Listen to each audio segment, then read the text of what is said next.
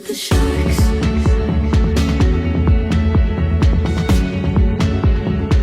I was swimming with the sharks.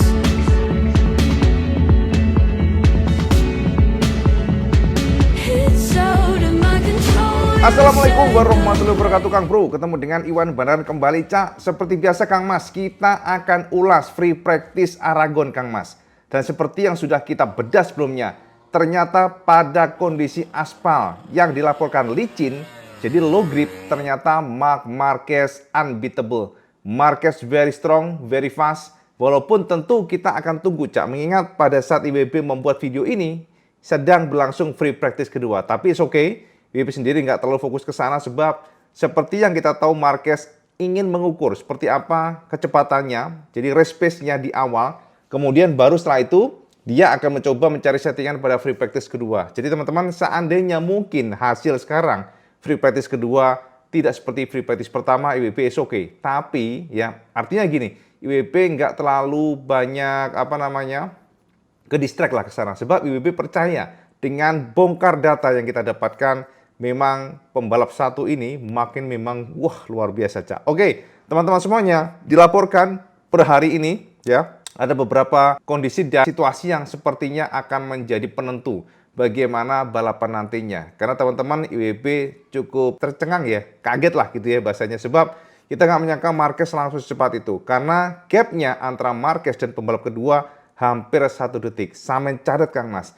Marc Marquez hari ini menggunakan ya kita katakan motor yang beda dibandingkan dengan GP 23 tahun kemarin. Ternyata di Aragon langsung melesat. Di Aragon langsung mampu menorehkan waktu yang luar biasa, di mana Marc di free practice pertama menjebol tembok 1 menit 47 detik. Dan hanya Marc yang bermain di 1 menit 46. Tapi tentu Cak, ini baru free practice pertama. Pasti akan improve time all the time. Karena sama tahu sendiri kan aspal dengan kondisi yang masih licin, karena memang ada aspal ulang ya. Jadi ada pengaspalan ulang tahun kemarin pada Aragon, dan dilaporkan ternyata para pembalap mengeluhkan bahwa ternyata aspalnya licin, dan yang menjadi fokus kita terutama adalah Pecco Bagnaia yang betul-betul no feeling Cak. Berkali-kali Pecco hampir crash dan Pecco ternyata struggle banget, kita nggak menyangka se-struggle itu. Bahkan jika kita amati dari lap time-nya, sektor per sektor memang Pecco ini kesulitan sekali. Nah teman-teman, kita akan bongkar seperti apa sih datanya dan seperti apa hasilnya, termasuk juga sequence lap-nya yang akan memberikan gambaran seperti apa pembalap satu persatu dan bagaimana kans secara potensi untuk juara di sini Cak. Kita langsung bedah saja Aragon data di sini Cak. Inilah hasil free practice pertama di hari Jumat, di mana dilaporkan bahwa kondisi cuaca di Aragon cerah teman-teman semuanya. Aragon dilaporkan pada kondisi cuaca dry, kemudian tingkat kelembapan cukup tinggi yakni 56% dengan ground ternyata juga nggak dingin-dingin amat, di mana aspal mencapai 38 derajat Celcius. Dan teman-teman semuanya, ternyata seperti yang sudah pernah kita bahas dan juga kita analisa, Marc Marquez kembali mendominasi. Marquez hari ini menorehkan waktu yang sangat kencang pada kondisi aspal yang kurang traction. Di Aragon sempat di aspal ulang tahun kemarin, dan itu membuat kondisi aspal masih licin. Dan teman-teman, ternyata pada kondisi low traction, Marc Marquez langsung menorehkan waktu terbaik, dan hanya Marquez yang menjebol tembok di 1 menit 46974 detik. Jadi teman-teman, saya bisa intip di sini. Saya bisa intip bagaimana lap time-nya, yang mana hanya Marquez lah yang bisa menorehkan waktu di 1 menit 46, menjebol tembok 1 menit 47. Dan teman-teman semuanya, bahkan Alex Marquez yang menjadi pembalap terkencang kedua hari ini Kang Mas, dia terpaut mencapai hampir 1 detik dibandingkan dengan Marquez, yakni 0,970 detik tepatnya. Dan Alex Marquez menorehkan waktu 1 menit 47,944 detik. Ini adalah tanda ancaman serius bagi para rival bahwa Marquez pada kondisi yang tricky, pada kondisi aspal yang kurang ngegrip, ternyata adaptasinya luar biasa. Jadi kita perhatikan di sini, Marc bisa memberikan torehan yang tak satupun pembalap bisa mendekati, bahkan dengan kondisi yang low grip sekalipun. Nah teman-teman, ketiga, Marco Bezzecchi, Aprilia. Jujur Cak, IWB nggak terkejut dengan Aprilia yang hari ini di awal saja di Friday practice bisa menorehkan waktu yang baik nangkring di posisi 3 maksudnya. Karena kenapa Cak? Biasanya memang pada kondisi low grip Aprilia bagus dibandingkan dengan biasanya karena Aprilia ini selalu kuat pada kondisi low traction. Makanya jangan kaget kalau BSG hari ini nongkrong di posisi ketiga dengan gap mencapai 1,021 detik dibandingkan dengan Marquez. Jadi memang untuk posisi 3 aja gapnya sudah mencapai 1 detik lebih lambat dibandingkan dengan Marc Marquez. Ini tanda bahwa Marc memang adaptif banget dengan Aragon. Dan keempat adalah Arik Rins, Cak.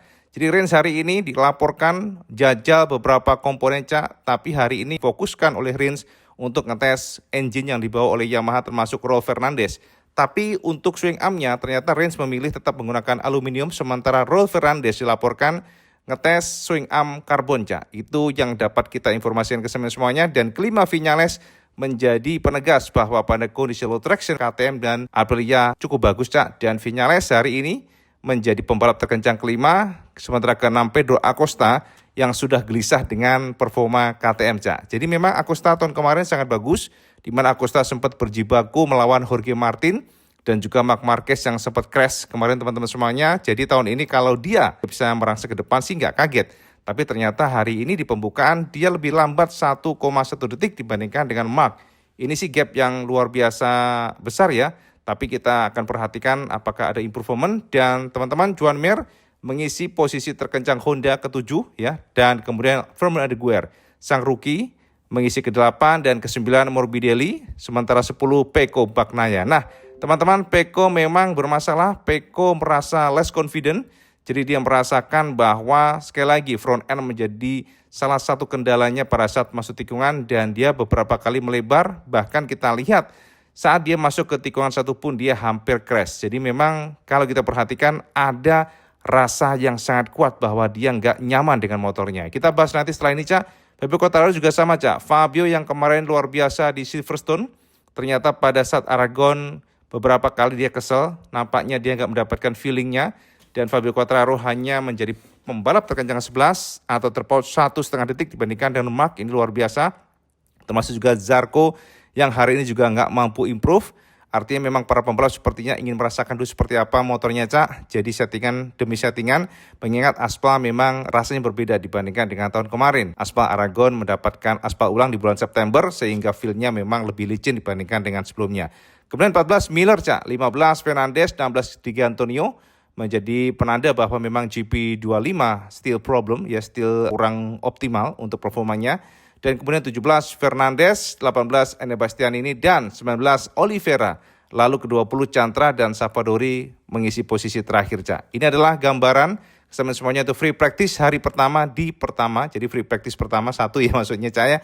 Sekarang kita akan intip, apakah memang Marquez begitu luar biasa? Untuk mendapatkannya tentu IWP ingin menunjukkan kesamaan semuanya seperti apa fastest lap sequence. Ini adalah salah satu data yang nggak bisa dibantah, Cak. Karena dengan data ini pun kita tahu seberapa kuat sektor per sektor para pembalap menaklukkan tikungan. Dan inilah faktanya, Cak. Ini adalah data parsial. Kita sedot dari informasi official MotoGP. Dan teman-teman sekali lagi dengan ini maka bisa kita simpulkan secara gamblang teman-teman semuanya. Kita intip dulu yang pertama, T1, Cak. Pada T1 ternyata Marc Marquez tak terbantahkan menjadi pembalap yang mendominasi. Marc menjadi pembalap yang menaklukkan T1 dengan posisi ranking pertama disusul oleh Alex Marquez. Sekali lagi Alex Marquez, Cak. Jadi memang Marquez bersaudara ini lagi ngeri, Cak. Dan ketiga ternyata Rins sangat kuat juga di T1. Disusul oleh Fabio Di Antonio dengan GP25 yang very strong di sini. Akan tetapi di sini Kang Mas kita lihat Pecco Bagnaia suffering. Sekali lagi Pecco Bagnaia yang kita perhatikan tadi hampir juga crash. Jadi lost traction hampir bagian depannya sehingga melebar. Menjadi penanda bahwa memang Pecco no confidence. Tidak ada rasa percaya diri pada saat menaklukkan T1. Dan itu terbukti dari data yang kita sedot di sini, Cak. Pecco ternyata hanya mengisi posisi ranking ke-12 secara posisinya, Cak ya. Kemudian kita intip ke T2, Kang Mas. T2 sekali lagi Marc Marquez menjadi pembalap tak terkalahkan dan disusul oleh Alex Marquez. Kemudian T3 pun juga Marc Marquez. Tapi kita lihat di sini, Cak ya. Bahkan di pada T2, nah kita perhatikan dulu di sini ya teman-teman semuanya. Ada Viñales, Zarco, Adeguer yang juga kuat. Kemudian Acosta, Bezzecchi, dan yang menjadi penegas, Pecco memang kesulitan hampir semua session, hampir semua sektor. Pada T2 pun Pecco hanya mengisi posisi terkencang ke-11, Cak. Ini gila Mas, ini benar-benar menjadi tanda bahwa Peko seperti kehilangan sentuhannya. Benar-benar kita tuh kayak shock juga sih ngeliatinnya Cak. Dan kemudian T3 Cak, Mark Marquez kembali tak tersentuh Cak. T1, T2, T3 ranking pertama dan Alex Marquez kembali nguntit di posisi kedua. Kemudian Bezzecchi, Rins, Morbidelli, Acosta, Quartararo dan teman-teman ternyata Pecco Bagnaia kembali drop di 13 Cak. Jadi memang hampir semua sektor Pecco ini benar-benar suffering, struggle banget. Dan pada T4 yang menjadi penentu ternyata Marquez tak tersentuh kembali lagi, tak tersentuh tapi Acosta very strong. Hanya Pedro Acosta yang bisa mendekati Marquez dengan waktu yang mirip sekali. Akan tetapi teman-teman Alex Marquez ternyata kalah dengan Marc Marquez di T4 ini. Jadi ini menjadi salah satu PR bagi Alex Marquez kalau mau mengejar Marc Marquez pada kondisi di T4. Nah, jadi Marc Marquez, Pedro Acosta, Binder, very strong. Alex Marquez turun keempat, Bezzecchi, Rins, Viñales dan sekali lagi Pecco Bagnaia juga suffering, struggle dan hanya nangkring di posisi ke-11. Ini adalah gambaran kesamaan semuanya betapa very strongnya Marquez. Semua sektor dia tak terkalahkan, unbeatable, at least dari data ini yang kita dapatkan. Dan tentu saja data is data yang tentu tidak bisa dibantah bahwa memang Marquez is very strong, very strong, super strong di Aragon. Nah teman-teman kemudian juga kita lihat di sini top speed.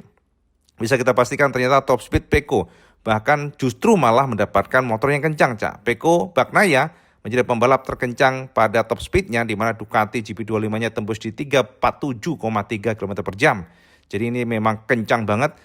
Kemudian Binder kedua dengan KTM-nya dan teman-teman disusul oleh Marc Marquez. Nah, Marquez ternyata kita lihat justru ranking ke-6 Cak untuk top speednya dengan 344 km per jam. Tapi top speed is not everything. Terbukti Marquez memang very strong pada tikungan kedua.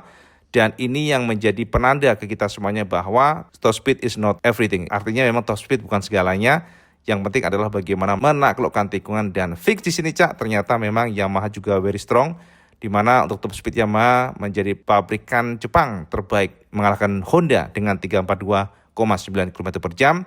Dan ini lagi terakhir adalah fast lap sequence di mana pada saat free practice hari ini pada 3 menit, 4 menit Pedro Acosta, Johan Zarco, Marquez santai banget dan baru ke 6 menit. Ya, setelah itu Marc Marquez menjadi penentu ya, jadi menorehkan waktu yang sangat baik. Dan tetapi pada 8 menit setelah itu Marquez menorehkan waktu tak tersentuh sampai akhir dan menutup di 29 menit dengan 1 menit 46,974 detik. Yes, ini adalah salah satu penegas sekali lagi bahwa Marc Marquez is unbeatable at least dari data yang kita intip di sini dan bisa kita sebut sebagai very strong, super strong rider.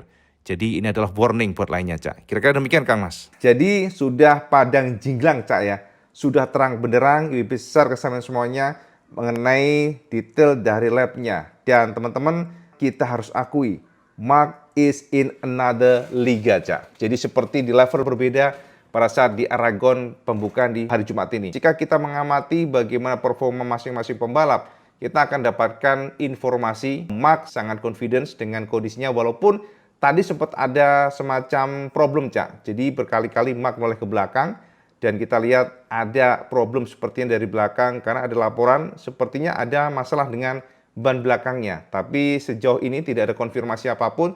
Termasuk juga kita mendapatkan informasi di sana aspalnya licin banget. Bahkan tadi Marc sempat mencoba untuk start Cak dan itu sempat spin. Artinya memang benar-benar traksinya itu sangat rendah. Dan dari sana kita juga mendapatkan konfirmasi bahwa Yamaha sudah mulai mengetes engine keduanya. Jadi maksudnya 2 engine yang kita laporkan kemarin. Namun gak hanya engine Cak, sebab Raul Fernandez juga mengadopsi atau mencoba ngetes swing arm karbon baru buat M1. Ya sama tahu sendiri kan M1 sejauh ini menggunakan swing arm model aluminium ya. Ya mereka pernah coba juga karbon tapi mereka nggak puas dan pada saat race menggunakan tipe aluminium. Tapi ternyata hari ini Raul Fernandez mencoba beberapa kali mode swing arm karbon. Artinya memang Yamaha benar-benar nge-push mencoba keras sekali supaya bisa mengejar Ducati.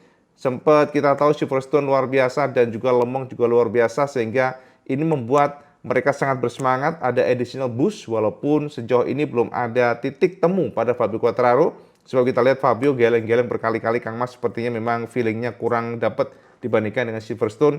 Jadi beda dibandingkan dengan Rins yang justru bagus hari ini. Range sendiri sama, Cak. Jadi Range menggunakan engine yang berbeda. Jadi engine yang dibawa oleh Iwata atau Yamaha. Dan ini adalah salah satu engine yang dikatakan better power dan juga better power delivery. Jadi nggak hanya top end-nya, tapi power delivery-nya dicoba oleh Yamaha supaya smooth dan terkontrol. Itu, Cak, informasi semuanya. Kita juga dapatkan konfirmasi dari Gino Borsui. Ini adalah bos Pramac Yamaha yang ternyata menolak. Ya, ini menarik ya. Makanya IWB share semuanya menolak rumor yang mengatakan bahwa tanda tangan antara mereka dan Toprak sudah dilakukan. Jadi Gino Borsui mengatakan bahwa belum ada sign kontrak sama sekali dengan Toprak, dan dari pihak Pramac belum mau mengakui bahwa Toprak akan bergabung dengan mereka. Itu yang paling update hari ini, Cak, ya. Sebab mereka merasa dengan pembalap saat ini mereka ingin memantau dulu apakah memang mereka perlu mengganti atau enggak. Belum ada konfirmasi dari Gino Borsui. Ya, teman-teman, jika kita melihat konfirmasi ataupun pernyataan dari Gino, sang bosnya Pramac Yamaha ini, sebenarnya kita nggak kaget, Cak. Sebab tentu Gino harus, namanya kok Gino banget ya, ngomong Borsui aja lah ya, kita jangan ngomong Gino. Jadi Borsui tentu akan menjaga seperti apa feeling para pembalapnya ya. Jadi nggak langsung mengumbar lah, Kang Mas, gimana sih perasaannya, kan pasti akan broken heart ya, dari Oliveira dan juga Jack Miller kalau merasa, wah aku ditendang nih gitu. Jadi itu hal yang maklum. Berkata dengan diplomasi tingkat tinggi, ibaratnya, Cak, nggak mengakui, tapi rumor berkembang sangat kencang bahwa memang Toprak sudah tanda tangan dengan Yamaha Pramac. Itu rumornya, walaupun rumor is rumor, Gino pun juga mengatakan bahwa semuanya masih rumor belum tentu benar, jadi kita pantau seperti apa. Nah, teman-teman, memang beberapa kali kita mendapatkan selentingan bahwa ada sedikit kendala Toprak gabung dengan Yamaha, karena Yamaha identik dengan Monster Energy. Sementara sama tahu sendiri bahwa Toprak sama dengan Marquez di masa lalu, dia memiliki sponsor pribadi dengan Red Bull. Nah, itu yang sedang menjadi isu saat ini. Walaupun dengar-dengar sih is okay, sebab kan gabungnya dengan Pramac, Cak, bukan sama Monster Energy Factory. Jadi sebenarnya seharusnya nggak masalah. Jadi mungkin Red Bull akan gabung, dibawa oleh mereka ke Pramac Racing. Tapi kita nggak tahu, sejauh ini memang masih samar lah, Kang Mas. Mengingat apalagi si Borsui menolak klaim tersebut, menolak bahwa mereka sudah konfirmasi akan ada tanda tangan dengan Toprak di tahun 2026. Ya, itu ya, Cak, ya, update IWP hari ini ya. Kita pantau terus seperti apa, mengingat free practice kedua masih berjalan dan tentu pasti improve time by time, dan apalagi sama tahu sendiri BSEQ bagus, dan dengan bertambahnya traksi biasanya para tim Ducati akan merangsek ke depan. Apakah Marquez masih tetap super fast di free practice kedua? Kita pantau seperti apa, dan yang jelas memang fix per hari ini dengan kondisi yang sulit, di mana aspalnya low traction, licin, dan juga dengan kondisi yang tricky, ternyata Marquez sangat luar biasa adaptasinya, sangat cepat, sehingga menjadi pembalap tercepat. Sahabat komen di bawah, Cak, apakah sahabat percaya Marquez akan juara dengan kondisi tersebut? Kalau IWB sih sangat percaya diri, Marquez akan juara selama dia tidak melakukan kesalahan. Jadi yang mengalahkan dia ya hanya Marquez sendiri, Cak, melakukan kesalahan aja. Jadi kita berharap Mark alon-alon, Mark controlling, jangan sampai terjadi seperti tahun kemarin, di mana Aragon sudah leading di depan, mengalahkan Martin dan juga Acosta, akan tetapi pada 10 laps terakhir, ternyata delosor, Kang Mas. Ya, jangan sampai kayak gitu. Kita pantau seperti apa, dan kita pantau juga Peko apakah bisa improve di free practice kedua, kita pantau setelah ini, Cak. Oke, sama komen di bawah. Sebisa kalau sama suka video ini, sama like, share, dan subscribe. Ojo lali, Kang Mas. Sama sholat 5 waktu, karena itu yang paling penting. Assalamualaikum warahmatullahi wabarakatuh. Selamat segadas.